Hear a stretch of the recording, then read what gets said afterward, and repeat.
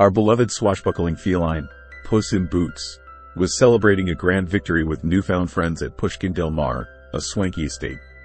True to his swashbuckling form, Puss didn't need an invitation for a good time.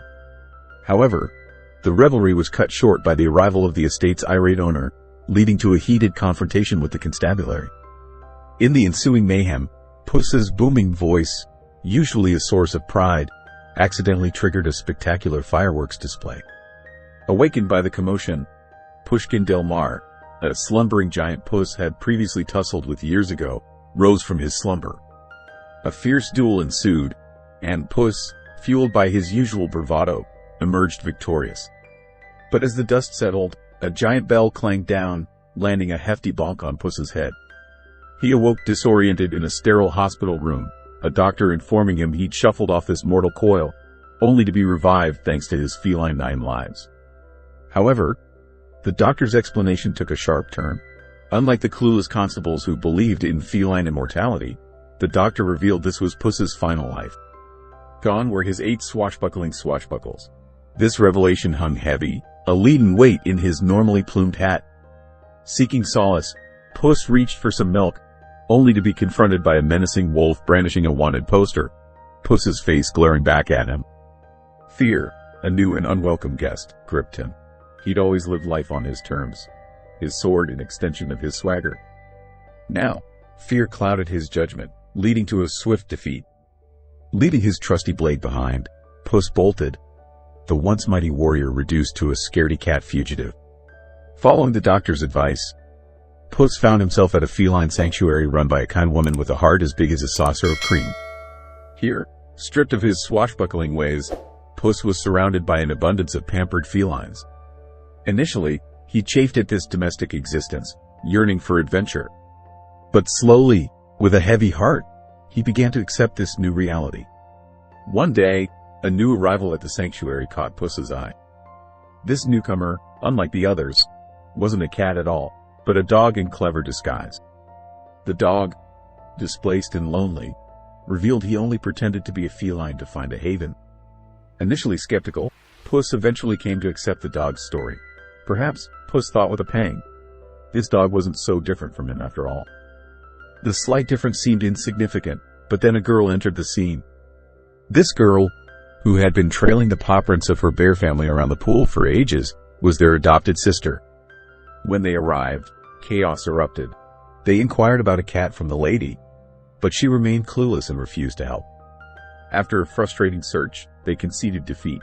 Interestingly, they had encountered Puss earlier, but his collar, now emblazoned with pickles, and his dramatically altered appearance rendered him unrecognizable.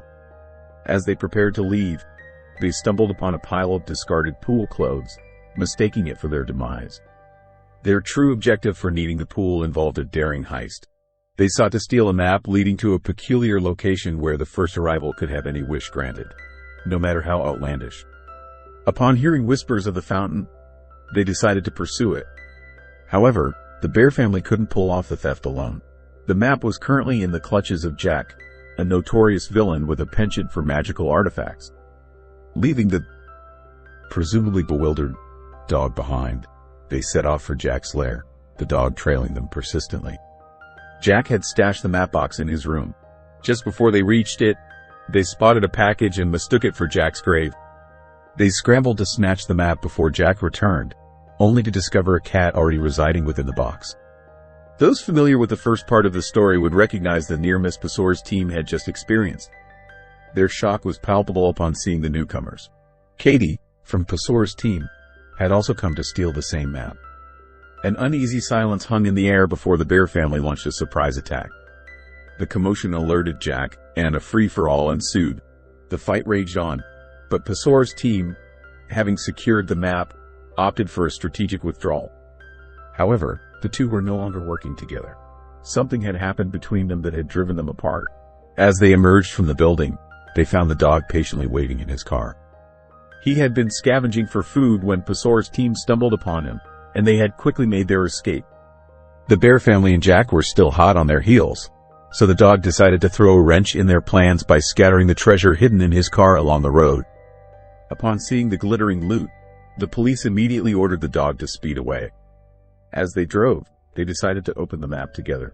Katie and Post each had their wishes in mind. Examining the map, they discovered that they needed to venture into the dark forest. This ominous place was only known in legend, and none who had ever entered had ever returned. But the urgency of their mission outweighed their fear. Reaching the dark forest, they found a portal that connected this world to another dimension. Stepping through, the trio opened the map, and a path began to form before Boss's eyes. His path was treacherous and perilous. Katie followed suit, her path equally daunting. Dougie, having no wish of his own, nevertheless placed his paw on the map, and a transformation took place. The surroundings became serene and peaceful, and the map's path adjusted to each individual's desire. They closed the map and continued their journey, reaching their first destination. The journey had been arduous, but with Dougie's help, they had overcome every obstacle. With Dougie's guidance, they breezed through their first stop, realizing that things often aren't as difficult as they seem. As they continued their journey, they turned to Dougie, curious about his life story. Dougie regaled them with his amusing tale. He described his small family, where they would play hide and seek, and as the youngest, he was always tasked with finding everyone. Their hiding spots were often so clever that it would take him days to locate them. Chuckling, he recounted a time when they stuffed him into a sock, tied it to a rock, and tossed him into the water. Instead of sinking, he simply chewed through the rope, emerging victorious with a new sock.